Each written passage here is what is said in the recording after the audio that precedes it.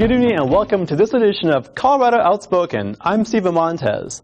Tonight we're premiering a new feature on the show, our very own sex and relationship advisor. We'll be answering all sorts of questions limited only by what the FCC lets us broadcast.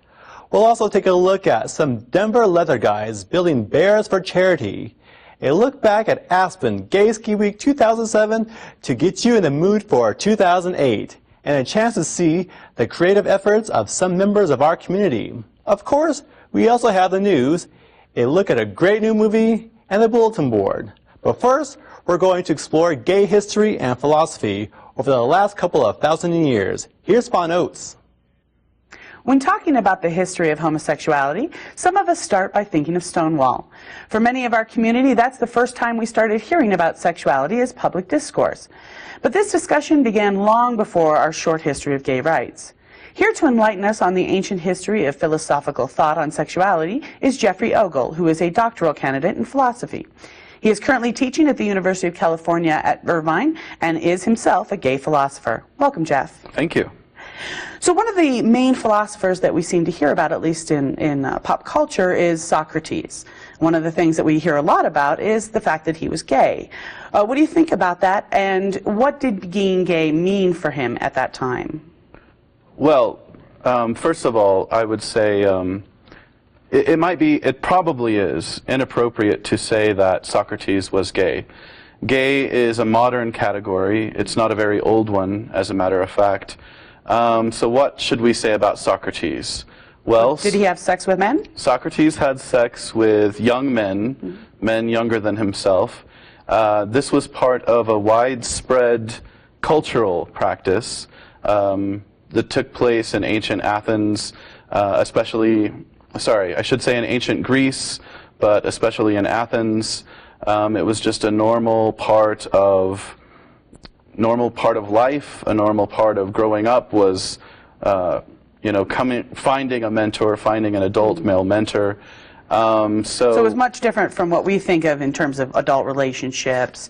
Right. Socrates did not, so far as we know, have sex with men his own age, and if he had, it would have been frowned upon. Now, Socrates had a wife, he had children, and in Athens that was celebrated. It was good that he had children. He was contributing to the polis by having these children. These children would grow up. They would be soldiers, politicians, etc. So he wasn't put down for his practices in any way, or oppressed for his practices. No. Again, it was a widespread practice. Now, there were men who had a reputation for preferring men over women, or for preferring the boys over women, and again, Socrates wasn't one of those. If he had been, that might have been, probably would have been frowned upon.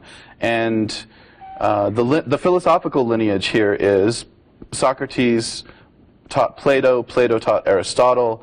Aristotle clearly comes out against adult homosexuality, two men together sexually. He's clearly against it. He thinks it's vicious. It would be part of a vicious character to be interested in having a relationship with an adult male of the same status. I should have mentioned that. Yet Aristotle did do the practice with young boys. He had the mentorship? Yeah. So how did this come through in their writings, this even being part of the main culture? Was this shown in their philosophies?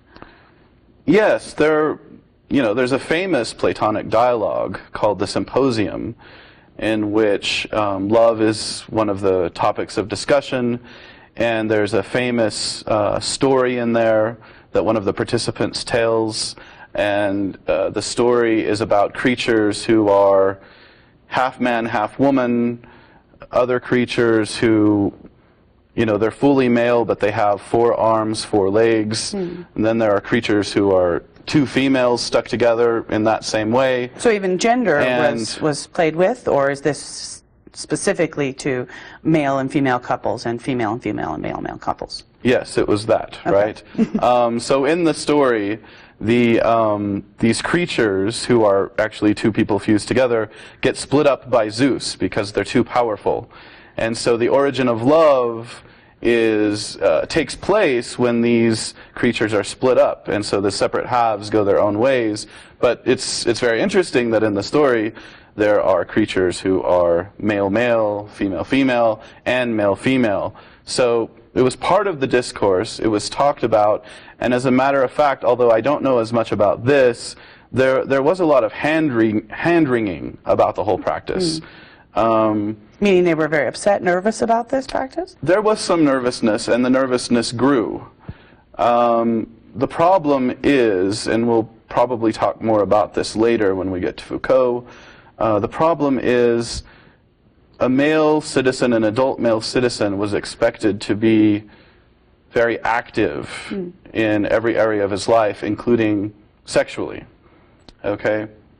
So it was frowned upon. The reason... So it was a dominant submission thing. That was really the reason homosexuality between adults was frowned upon was because there was the question of who's going to be passive here. It's inappropriate for an adult male to be passive in a sexual relationship. Sure. So the solution was, okay, well, the young male, the teenage male, will be the submissive one, of course. However, these teenage males were going to grow up to be full citizens, adult citizens, right? So was it appropriate for them to be passive in this sort of mentor relationship that also has its sexual component? And we seem to hear most about the ancient Greeks when it comes to the history of homosexuality, and when we talk about that it's been in a lot of different cultures. After ancient Greece, do we hear much about homosexuality? Well, the practice that I'm talking about continued in the Roman Empire, in the Roman Republic, and then in the Roman Empire. And there are plenty of Roman dialogues where there's the same sort of hand-wringing going on, right? They're wondering about whether it's a good practice, and they're trying to defend it. Now, the Romans in general were very good copiers of Greek culture and so Greek they just adopted literature. the same practices. That's not entirely clear. That could have come from the Greeks. It could have just been very widespread in the ancient world. But what they did copy was the dialogue form in which this was discussed, right? And you do see Roman dialogues written in Latin where the same sorts of topics come up, and male-male relationships are discussed, and female-female relationships, I gather, but not so much. It was mostly the men doing the writing. Well, there was the dominance issue as well, and Yes. females were naturally submissive. Yes. So after ancient Greece and ancient Rome, when did we start to see this discourse come up again about homosexuality? Yeah, well, Christianity... At least in philosophical thought, when did we start to see this? Right. I'm just thinking out loud a bit here. So Christianity, you might say, killed the whole discussion in a way, or at least made it private. I mean, you could confess to certain inclinations, right? But there was no public discussion, so maybe it went from a public discussion to a private discussion. Maybe that's what, maybe that would be the best thing to say. In any case, you don't see a lot going on until the 1800s now. I would want to ask you, are you wondering about a scientific examination of homosexuality or a more philosophical discussion? Which one are you wondering about? What would be the difference? How did they look at it differently, medical versus philosophical? Okay, well, starting in the late 1700s through the 1800s, and I'm just really depending heavily on Foucault here. I'm going to give you a Foucaultian story. Okay. Anyway, the issue of madness is sort of thematized in a certain way. Madmen start to be locked up. People start worrying about not only madness, but the criminal element. They start worrying about... So was homosexuality equated with madness at that time? Well, yeah, I was building up to that, right? As part of this discourse about madness and then criminality and the sort of let's say, bloodline component of criminality. People also started looking at homosexuality. You could catch it or inherit it from yeah, that was the worry, right? Here's another deviant behavior. It seemed to be associated with criminality as far as the researchers were concerned initially. Right, because it was illegal. Well, sure, it was one more illegal thing, yeah.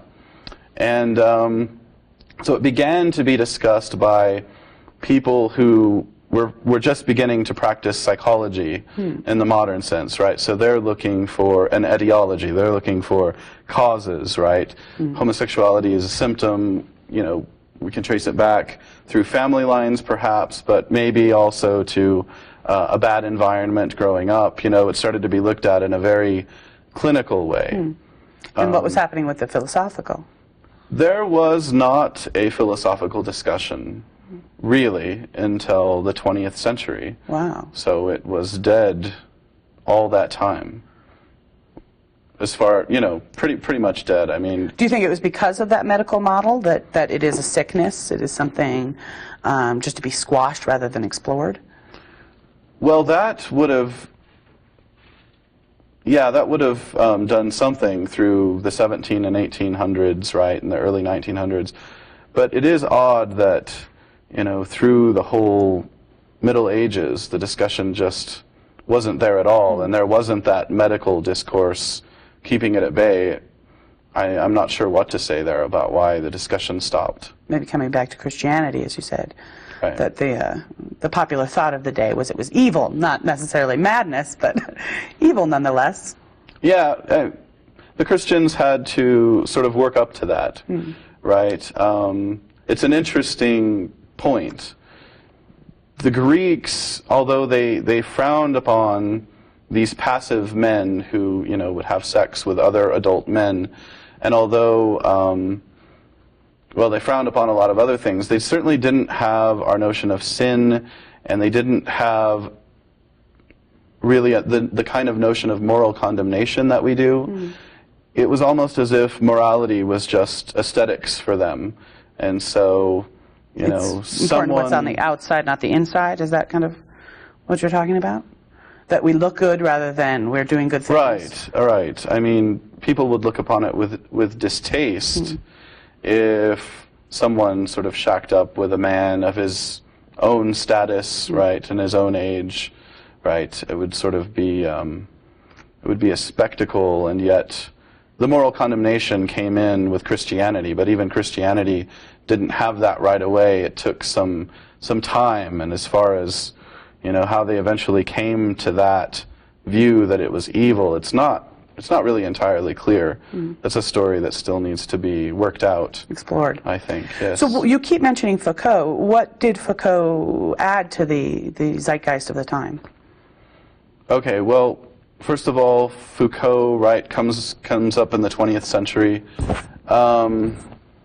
He died in 1984. I can't remember when he was born. He was only around 60 in 84, so you can do the math there. So much more recent.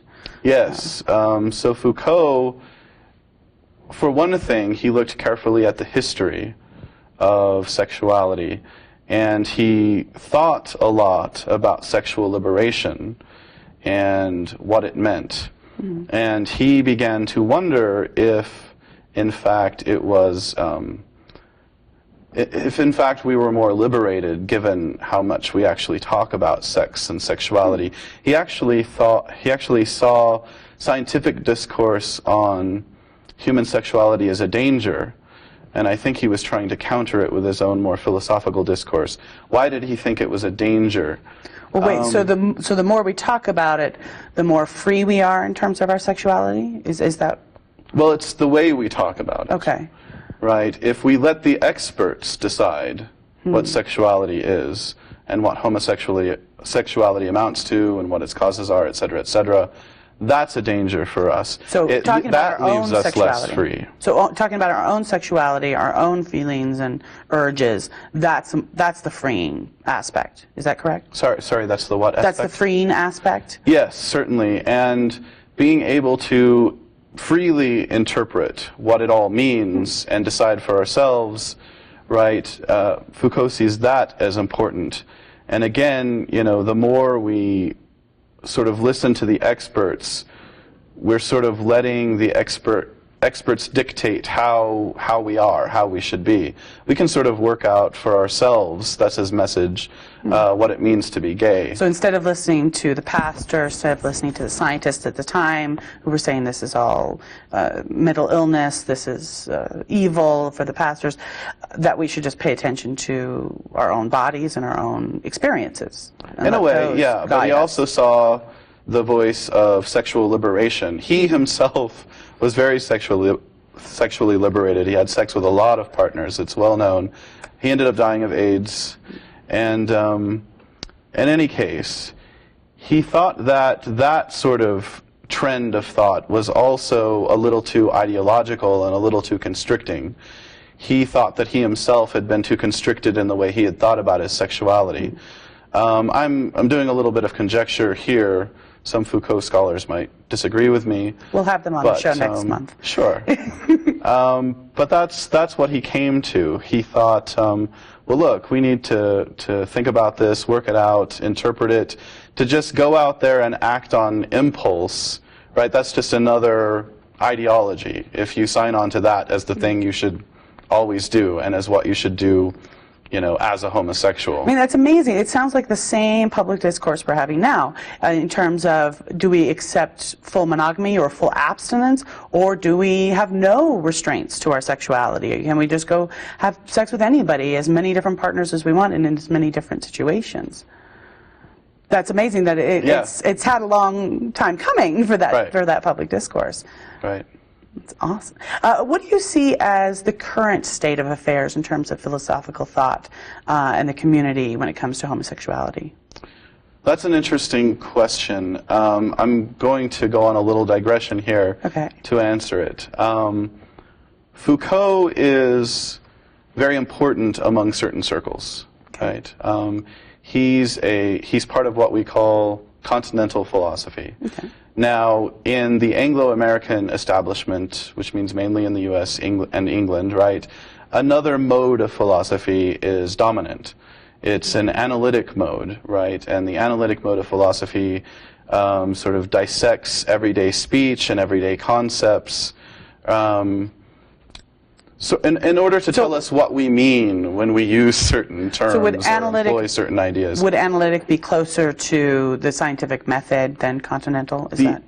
Many analytic philosophers think of philosophy as continuous with science. So they might think, for instance, that the only legitimate mode of understanding is a scientific mode. Now, Foucault was against that kind of thinking. He thought of science as a problem, and I'm not going to go into that. That's a long story. So he saw himself as doing something that wasn't continuous with science. And the only way I can gloss it a bit sloppily is to say he was concerned about a discourse of subjectivity. He was concerned about how we interpret ourselves and thus construct ourselves as subjects. And so he saw his later work as a way of getting the ball rolling, like how do we begin to tell this story about ourselves? What are we going to say? And once we start saying, once we start discussing it, then again we start constructing ourselves in a certain way. So we've got to work out, you know, we as homosexuals sort of emerged from this scientific discourse that was worried about criminals and so then it may not be in our best interest to follow the norm, to follow what most philosophers are guiding themselves after. That's right. I think there's something lacking in analytic philosophy, and I think Foucault is a good reminder of what's lacking. He always has a sort of political agenda that he's pushing. Many of the analytics have sort of given up on politics. So you would find most queer philosophies or queer philosophers more in the continental, more in the subjective understanding of ourselves. Yes, and they're a bit marginalized in the establishment, the way it's set up now, right? A lot of good continental philosophy is done in complit departments. So what's happened at UCI, for instance, is the English and the Comp Lit departments have split up because English wants to actually study literature, Comp Lit wants to study continental philosophy, and they can't really do it in the philosophy department because we're a little open to continental stuff. We have 3 philosophers who are somewhat continental, but on the other hand, like almost every other American philosophy department, we frown on it a bit. We frown on certain figures. We frown on Foucault. Well, hopefully that will change. Unfortunately, we're almost out of time, and this is a much more complicated subject than I had even imagined. So perhaps we can pick it up a different time. But I hope so. Unfortunately for tonight, that's all. And I do want to mention that when you were talking about it, I wanted to talk about a little of the concrete effects that this may have. And I just realized that Hedwig and the Angry Inch took its philosophies directly from Socrates. Yes, it did. So our pop culture does show us a bit of the ancient history as well.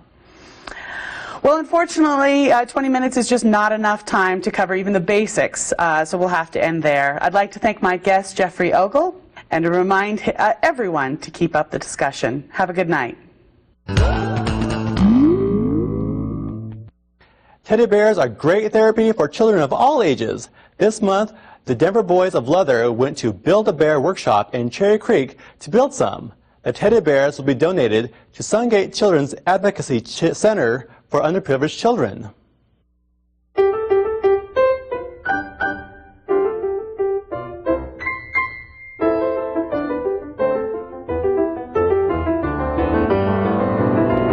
Hi, I'm Mike Mays, and when you hear the words leather and bears, I'm sure you have images that come to mind. But today we're here with the Denver Boys of Leather at Build-A-Bear Network, and they are building bears. This is part of their annual charity, and they are building bears for the Sungate Children's Advocacy Center. So let's follow them around and see what they come up with.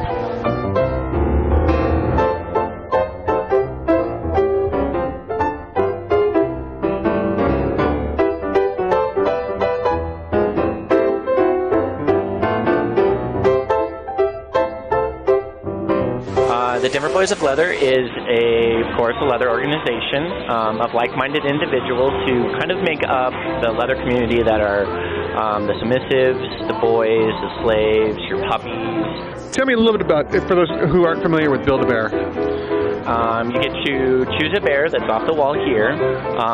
Then you get to go and either you can add a voice to it or a heartbeat, and then they stuff the bear. And then you get to go through and decide what kind of bear do you want off the wonderful wall of clothes. And you can do it from anywhere from boots to uniforms to just a little bear that you want to take home and cuddle with at night. Well, we got a nice little bear, and we're definitely going to put him into some sunglasses because, you know, he's got to have some shades. And got him a nice pair of shiny boots. And I have to see what he's going to look like, so I got to get him stuffed first and then see if he looks okay with this. And these little pants. Aren't those cute with the little chain on them?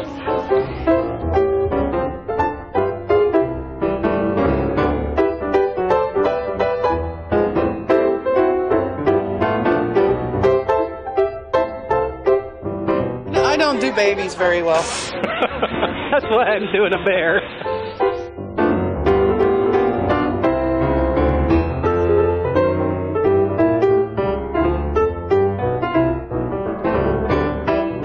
Of course, the tag will come off, but Got to see how he's going to look first. I'm going to let whoever gets him name him because I think that's fair because it's going to be their little buddy, and he's very snuggly, and he's got a little heartbeat in there. And then if he gets really hot, he can take his hood off and still be really snuggly. Aspen's Gay Ski Week is one of the most popular events of our community. This winter, it starts on January 13th. Here's a look at last year's event to get you in the mood.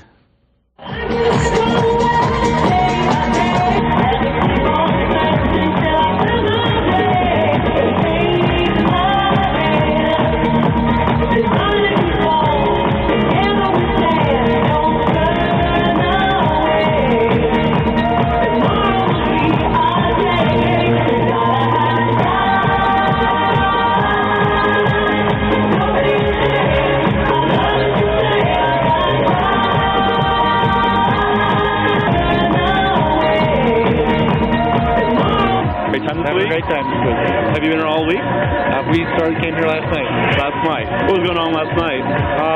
Flew in, had a great flight. Eat today. Ready for the party the next 3 days. Awesome time. Why are you here tonight? I'm here for a masquerade and a good drink. Fantastic. So what made you think of this costume? Well, Halloween came in handy, obviously, but it was easy to pack. Very awesome. Are you looking forward to tonight's event?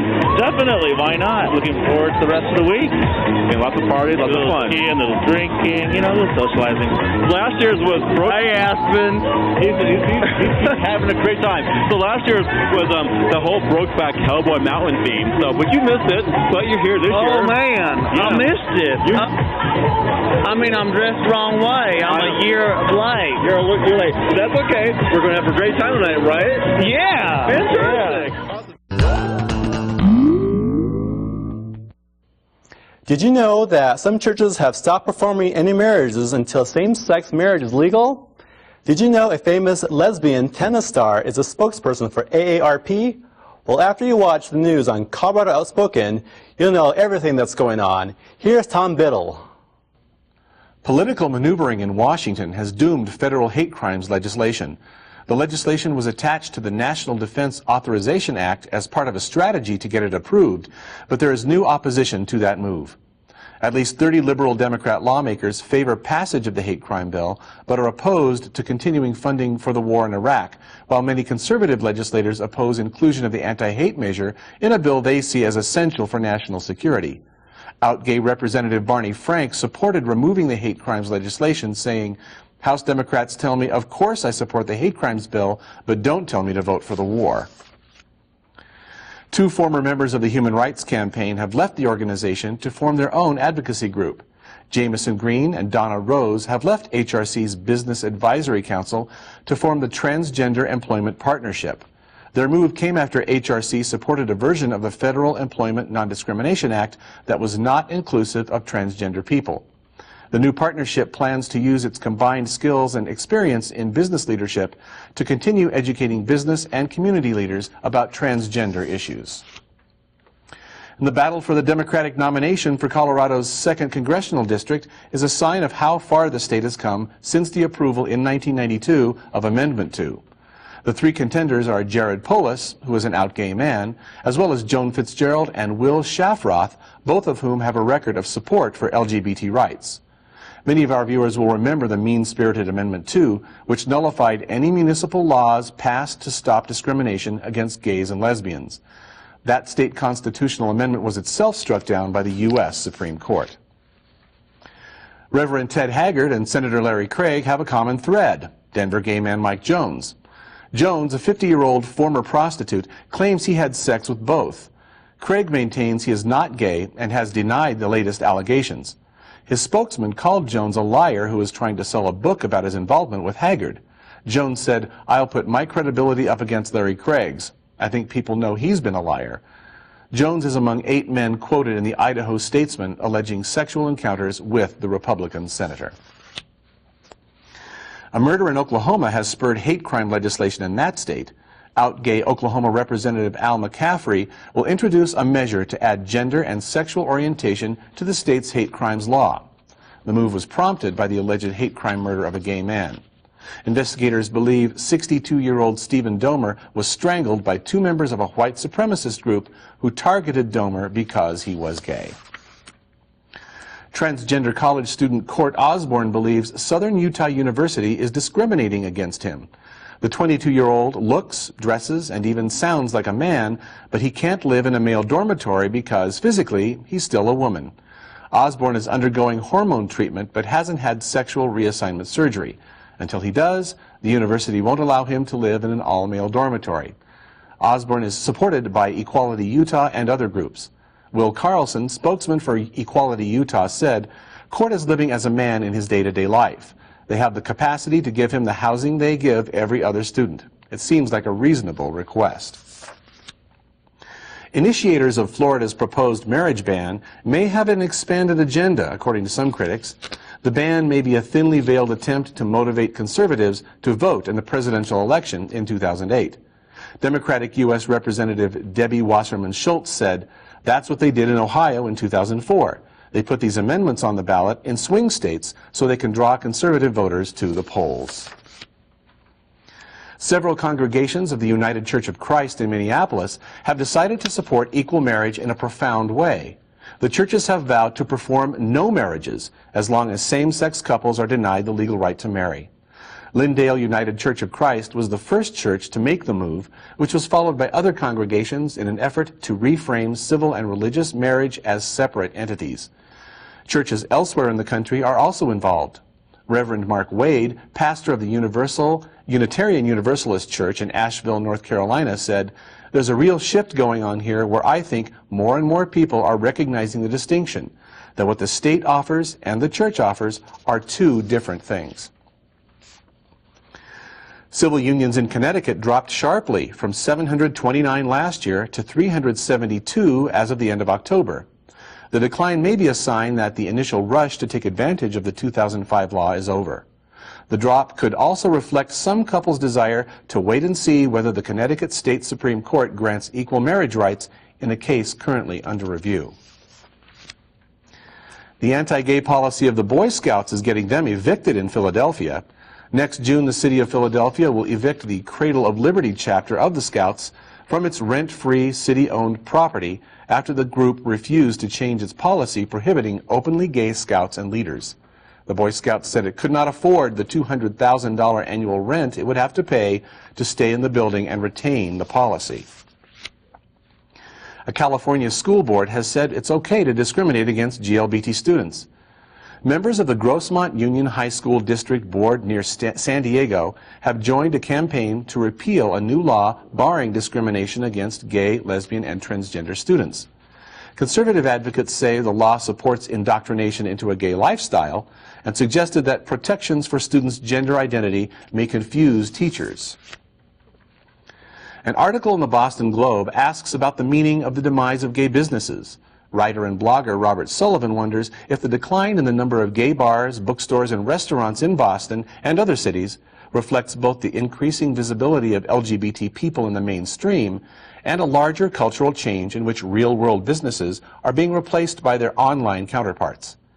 Sullivan writes, "There are probably more spiritual groups, youth programs, and health resources than ever in the gay community, but none of them really fit the definition of a place where one can drop in and hang out." AARP, an advocacy group for those 50 and older, has signed gay tennis legend Martina Navratilova as its health and fitness ambassador. Navratilova will encourage ARP's 39 million members to stay active. The 51-year-old tennis champ said, "I think we have a tendency to look for quick fixes and easy solutions to leading healthy, active lifestyles. My goal is to let my generation know that, though staying fit takes work, it's just as important now, if not more, than ever before." Josh Brolin and James Franco are in final negotiations to join Sean Penn in a movie about Harvey Milk. Milk was the country's first openly gay elected official. The movie, titled Milk, from director Gus Van Sant, stars Penn in the title role as the San Francisco city supervisor who was assassinated in 1978 by a political rival. Brolin will play the rival, Dan White, who shot to death both Milk and San Francisco Mayor George Moscone in City Hall. Franco will play Scott Smith, Milk's lover and campaign manager. Filming is set to begin in January in San Francisco. The situation for Iraqi gays and lesbians has become much more dangerous during the U.S. occupation. Under Saddam Hussein's rule, gays enjoyed tacit acceptance if they remained closeted. However, with the increasing influence of religious extremists since the outset of the war, persecution has been rising. One group estimates 400 people have been killed in Iraq over the past 4 years because of their sexual orientation. And the situation remains grim in the neighboring country of Iran. A 21-year-old Iranian man who was found guilty of having sex with another male when he was 13 was recently executed by hanging. The man had been sentenced to death at trial, but had been granted an appeal by Iran's Chief Justice. The guilty verdict and execution order were upheld by the Special Supervision Bureau of the Iranian Justice Department.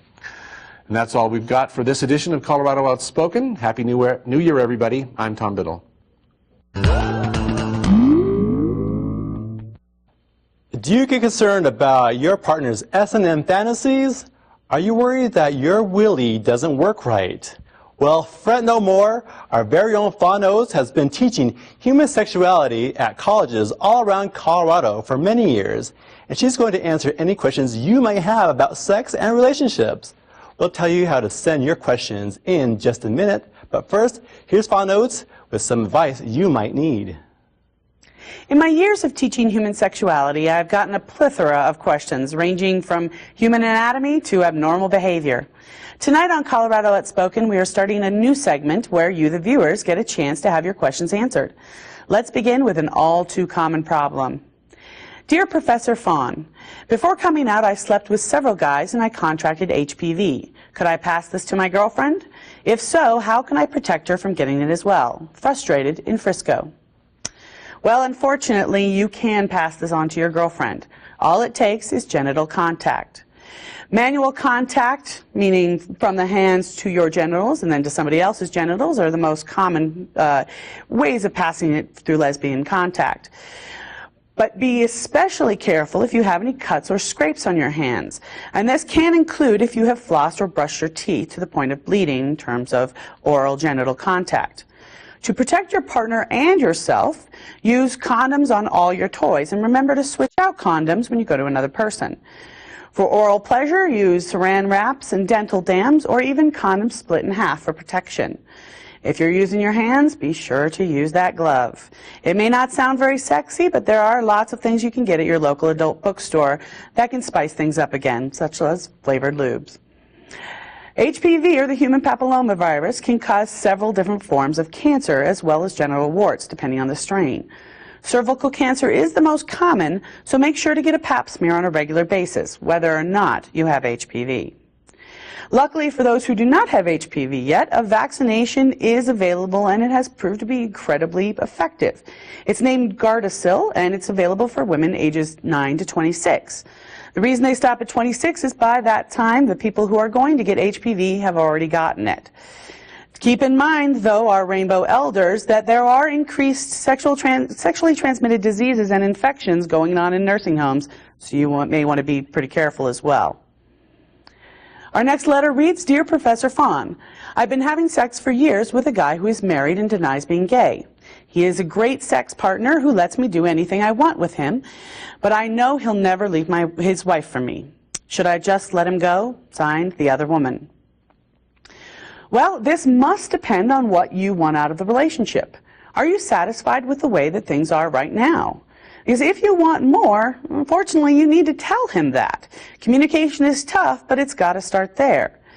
And if he isn't able to give you what you need out of a relationship, then perhaps you need to leave that relationship. This may be a very hard thing to do. It's always tough to break up a relationship. But the question you need to ask yourself is, will I be happy with the relationship as it is? If not, you have the power to change that. Our last letter reads, Dear Professor Fawn, my boyfriend likes to wear restraints and be dominated when we have sex. I would like to encourage him to add variety to our sex by being the aggressor or an equal partner sometimes. What can I do? Is that the only way that he can be satisfied? Bummed out in Brighton. Well, especially in the gay community, though we find this in the straight community as well, people get put into very narrow roles. We're often asked by our heterosexual counterparts, who's the man and who's the woman? What they're really asking is who's dominant and who's submissive.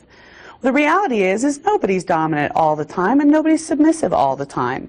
It all depends on how you feel that day. Remember that it's okay to explore these roles. You can explore them together, or you can explore them by yourself as well.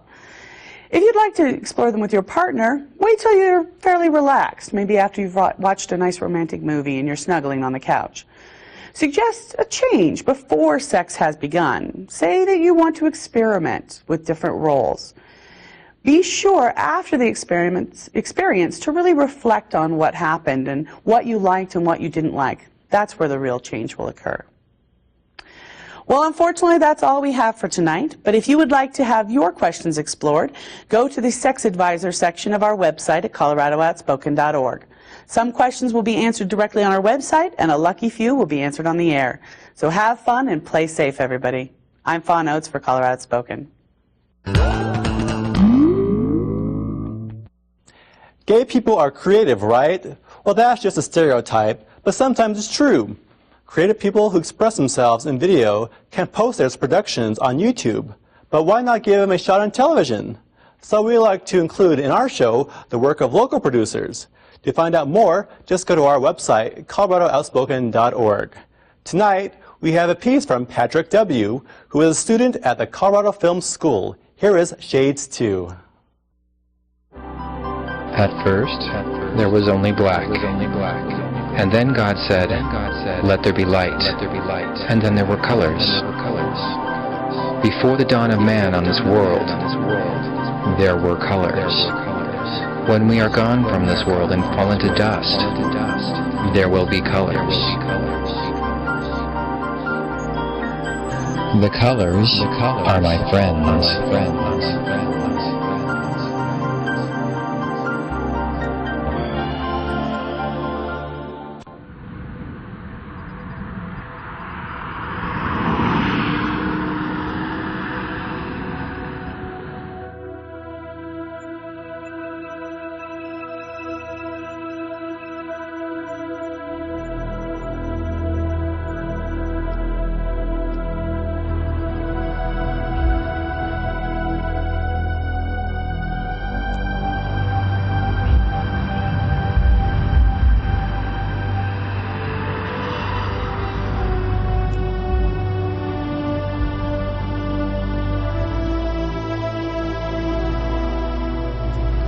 Mr. Black.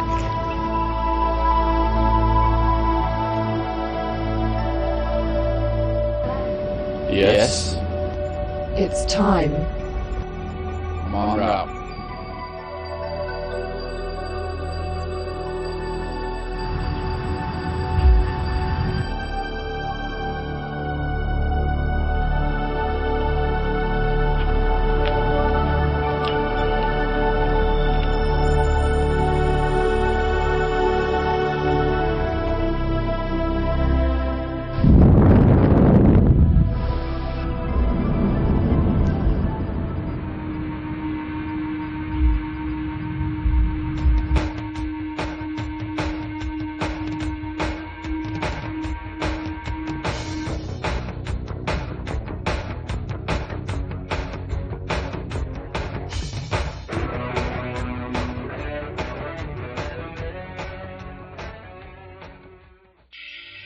Guess you got away.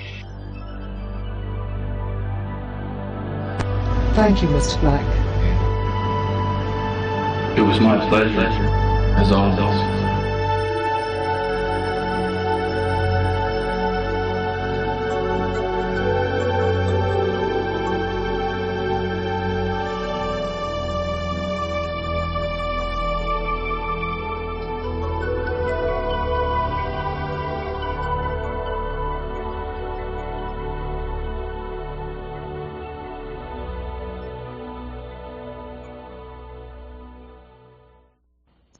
Video isn't the only medium that creative members of our community use to express themselves.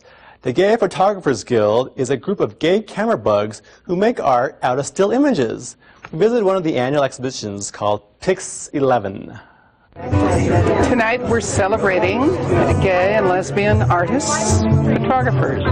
And this is our Pix 11, which means this is the 11th time we've done this. And it's the introduction and the opening of a show to celebrate photographers within the gay and lesbian community. The kind of people that come to Pix are a real cross-section of all kinds of people. Old people, young people, straight people, gay people. And they're friends, they're family. And they're also people that are very interested in art also. And we have quite a following that has come on an annual basis. They come to look at the art. Some of them come to buy the art that they can take to their home and own a piece of original art. I've been a member of the Photo Guild for just about a year now. This is the first year I've shown pictures. These are pictures from my last 2 trips to Italy, and I just chose the ones that kind of struck me and moved me. I mean, sitting, observing people, walking around, and something in the moment caught my attention. I'm not looking for anything. It truly is something that you know it when you see it. I mean, I see a moment about to unfold in front of me.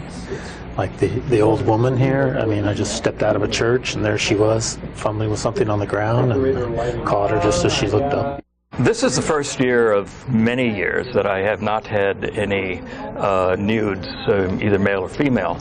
I've started trying to complete a certificate in botanical illustration. So a lot of my work this year has been with botanical subjects. And it's a challenge moving from a human form to a flower to some other objects that are completely different than anything I've done before. I think my general motivation for doing this is, first of all, a challenge to myself to try to be a good photographer. I guess I'd like to be known as a very good photographer first, and then possibly as a very good photographer who happens to be gay. I became a pilot, and I have been to different airports. So I went to Centennial Airport, and I got a couple of pictures of their control tower. And I love guitar playing, and I went to Arvada and got some really, really nice pictures at the Old Town Pick and Parlor in Arvada. I really started out in photography just a couple of years ago, and at that time my focus was on landscapes, and so that's sort of the foundation that I'm working from whenever I take any picture, I guess. And so this year I decided I would do some nudes, which are novel for me and different, and I found that I approach nude in the same way I do a landscape. Basically look at the compositional arrangement, look at the subject matter, the textures, and so it's an interesting experiment for me. This is part of a series of work that I did that's based on male escorts. Basically back in 1998, I met a male escort, actually this gentleman here, and really connected with him on lots of different levels. And we did a photo shoot and really loved how the photos came out, and so kind of conceived this idea of doing a black and white photography book about male escorts. So the keys in the piece really represent they're basically, keys for me are a symbol of trust, in the sense that when someone gives you a key, it's sort of a symbol of their trust in you with something that's important to them. So these pieces, and specifically the keys, are both my signature, and they represent the trust in the escorts, the trust they have in me to tell their story. The bulletin board has been a feature on our show for more than 15 years and is still a popular way for the community to become aware of resources and events. We've added a way on our website for you to post your messages directly on the bulletin board, and we've added categories so it's easier to find postings that interest you. Just go to our website and choose a bulletin board on the menu. Each month, we'll select a number of web postings from the bulletin board and run them in the show. That's coming up right now.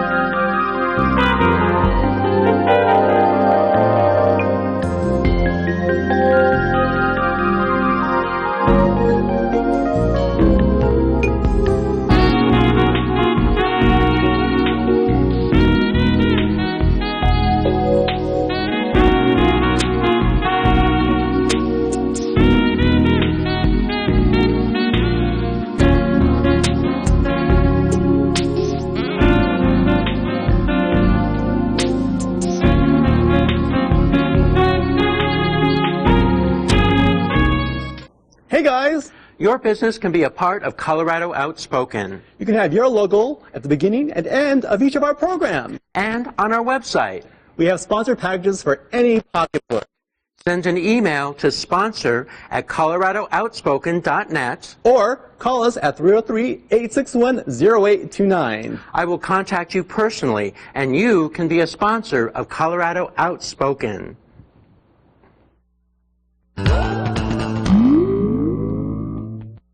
The Denver Post called tonight's movie this year's winningest comedy. It's about a girl who becomes unexpectedly pregnant and her boyfriend trying to do the right thing. Here's Juno.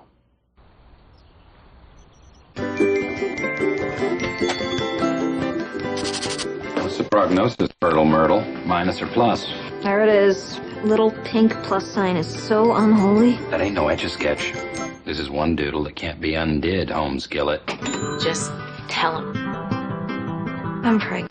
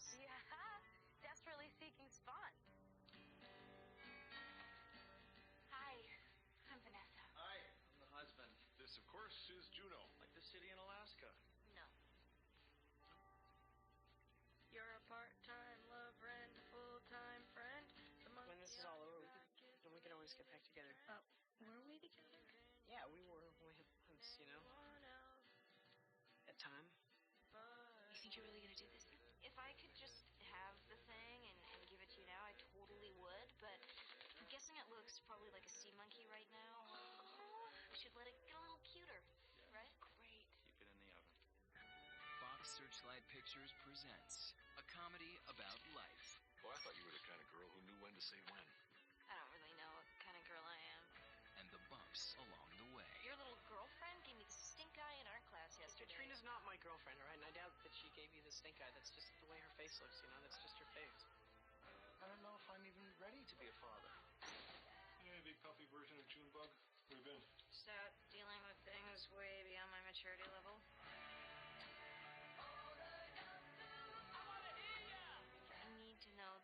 Possible that two people can stay happy together forever. The best thing you can do is find a person who loves you for exactly what you are. Juno. Your parents are probably wondering where you are. I mean, I'm already pregnant, so what other kind of shenanigans can I get into? If you'd like to go see this movie for free, we can make it happen. Just go to our website, coloradooutspoken.org, and enter your name in our drawing. We'll be giving a pair of tickets to 10 randomly selected people. To complete this entry in your drawing, you need the code word for this movie, which is pregnant. Juno is now playing at the Mayan. Well, that's all we have for this edition of Colorado Outspoken. Thank you for joining us. We'll be back on Sunday, January 27th at 10 p.m. right here on KBDI Channel 12. So we hope to see you then. In the meantime, you can always check us out online at coloradooutspoken.org. There's lots of new features on information on our website, as well as links to other GLBT resources. So take a few minutes and check it out. I'm Stephen Montez. Good night.